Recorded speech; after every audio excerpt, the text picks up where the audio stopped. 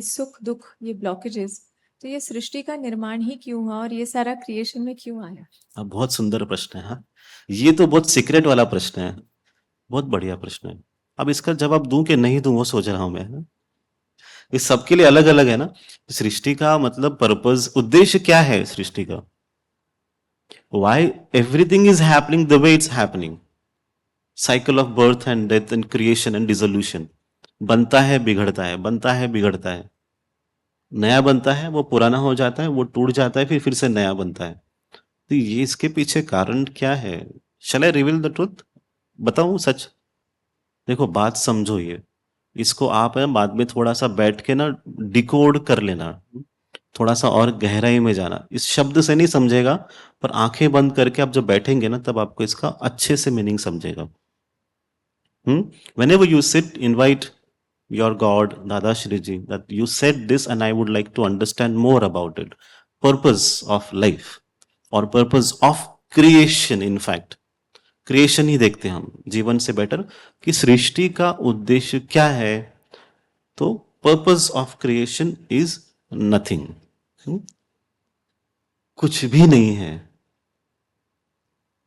सृष्टि का उद्देश्य कुछ भी नहीं है, कुछ है ही नहीं, कुछ अचीव ही नहीं करना है, कुछ प्राप्त ही नहीं करना है। अब आप क्या करोगे? हाँ? यहां आप आए क्यों अभी? दादा अगर कुछ प्राप्ति नहीं करना है then why are we here? क्यों आए? Think and ask, because as per your state I will give you answers wherever you are, but आपको मैं जवाब जरूर दूंगा जिसको इस ये सवाल बहुत सुंदर है। और जो सच में सीकिंग कर रहे हैं truth, maybe he had his own journey of life and towards the end then he is realizing it कि इतना सब कुछ कर लिया, इसका मतलब क्या है ना? इसका मतलब क्रिएशन को भी कुछ अचीव नहीं करना है। क्रिएशन को अच्छा लगता है घूमना, ऐसे गोल गोल गोल का ना cycle, is only keep moving from one point to another point, just a cycle. सच में क्रिएशन का पर्पस कुछ भी नहीं है। अब when there is nothing to attain to achieve, now what do we do in life? आप करें क्या? घर जाएंगे तो आप क्या करेंगे? संन्यास, let's be a monk, there is no purpose.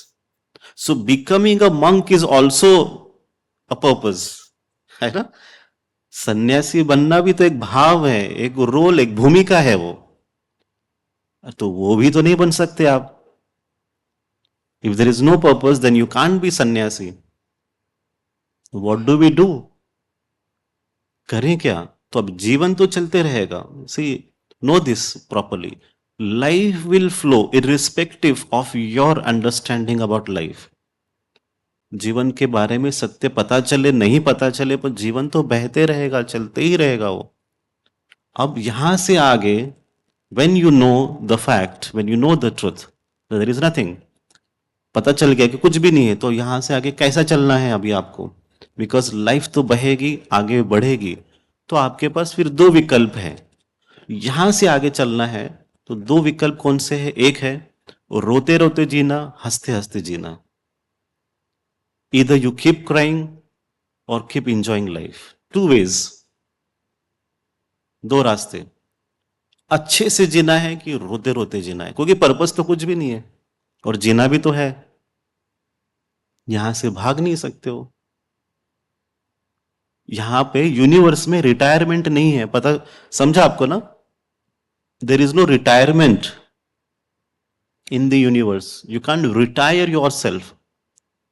निवृत्ति नहीं है कि आज जीवन खत्म हो गया, इसके बाद भी जीवन चलता है। शरीर के बाद भी एक यात्रा चलती ही है, खत्म तो हो नहीं रही है। तो इस सृष्टि से तो भाग ही नहीं सकते आप।